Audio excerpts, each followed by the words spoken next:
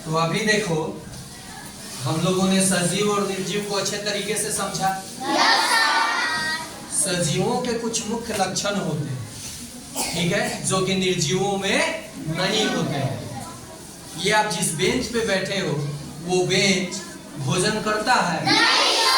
सजीव है कि निर्जीव है? निर्जीव और सजीव समझ गए हो? ये जो आप नोटबुक पे लिखते हो, जो सरकार के द्वारा आपको मिला है, ये सजीव है कि निर्जीव है? ये श्वसन करता है? अब आप जरा बताओगे, जब हम बीज के बोरी में हाथ लगाते हैं तो उसमें हमें गर्मी महसूस होता है। बीज श्वसन करते हैं कि नहीं करते हैं? और उसी की वजह से ना गर्मी महसूस होता है। तो बीज सजीव हुए कि निर्जीव? अब देखो बाबू, सजीव को इंग्लिश में लिविंग बोलते हैं और निर्जीव को नॉन लिविंग थिंग्स बोलते हैं। तो हम लोग आज के टॉपिक में सजीवों के कुछ लक्षण को जानेंगे। सभी सजीवों में क्या होता है? वृद्धि होता है। आप कितने छोटे जन्म लिए थे, धीरे धीरे धीरे धीरे आप बढ़ रहे हैं ना। ये बढ़ने की क्रिया क्या कहलाती है? वृद्धि कहलाती है ना। सभी सजीव श्वसन करते हैं। आप जब श्वसन करते हैं तो अंदर कौन सा गैस लेते हैं? लेते कौन सा है? और छोड़ते कौन सा है? Carbon dioxide. क्या छोड़ते हैं? Carbon dioxide. तो जो हम श्वसन करते हैं सभी सजीवों में होता है श्वसन की नहीं होता है? गाय हो, भैंस हो, बकरी हो, इंसेक्ट्स हो, यानी कीट पतंग, सभी श्वसन करते हैं। नेक्स्ट है, सभी सजीवों में प्रजनन होता है। प्रजनन मतलब होता है कि अपने ही जैसे संतति को जन्म देना। अपने ही जैसे संतति को क्या करना है? तो जब जन्म यानी प्रजनन होगा तबे ना उस जाति के उस कैटेगरी के जंतु का क्या होगा? निरंतर संख्या बढ़ते जाएगा या धरती पे वो मौजूद होगा। तो प्रजनन समझ गए। सजीवों में उद्दीपन की प्रति अनुक्रिया, ये टॉपिक समझना बहुत जरूरी है।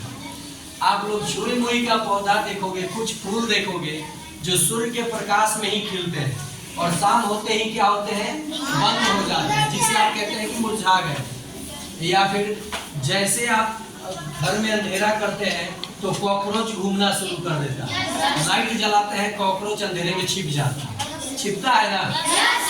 तुम दोनों बात कर रहे हो, खड़े हो, दोनों खड़े हो।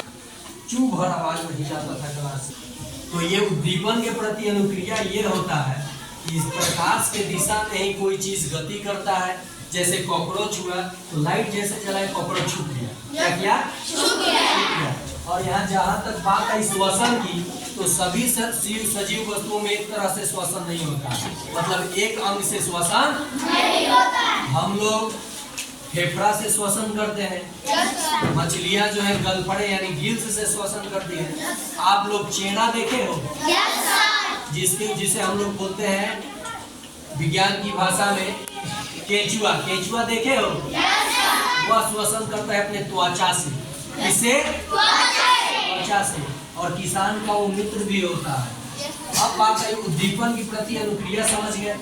इसको प्रैक्टिकली करके मैं आपको दिखाऊंगा किसी दिन। एक सप्ताह तक प्रैक्टिकल हम लोगों का चलेगा साइंस में। जब आप कोई पौधा अपने विंडो पे लगाते हैं छोटे से डब्बे में, तो देखना वो किस ओर गति करता है। जिधर से सूर्य उस पर पड़ता है या जिधर से छाया है, सूर्य के दिशा में वो क्या करेगा? गति करेगा। आपको जब स्वादिष्ट आपके घर में भोजन बनता है तो आपका मन करता है ना कि जल्दी से जल्दी खा ले। वही है उद्दीपन के प्रति अनुक्रिया। नेक्स्ट है सजीवों में गति। तो आप बाजार जाते हो ना? देखो दोनों करते रहना। खड़ी हो तुम दोनों, खड़ी हो छोटी वाली। और नाम क्या तेरा? तुम। सजीव के दो लक्षण बताओ जोर से। इधर निकल के इधर। तो देखो बाबू, आप बाजार जाते हो तो इसे समय के अनुसार आप अपना स्थान बदल देते हो। 5 मिनट बाद क्या बाहर जाते हो तो क्या हुआ? क्या होगा? नेक्स्ट है सभी सजीवों में उत्सर्जन होता है। जब आप भोजन करोगे तो आपके शरीर से अपशिष्ट पदार्थ जैसे पसीना, पेशाब, मलमूत्र निकलता है ना, तो उसे कहते हैं अपशिष्ट पदार्थ। तो सभी सजीवों में उत्सर्जन भी होता है। तो ये सभी समझ गए? Yes sir. चलो आज के लिए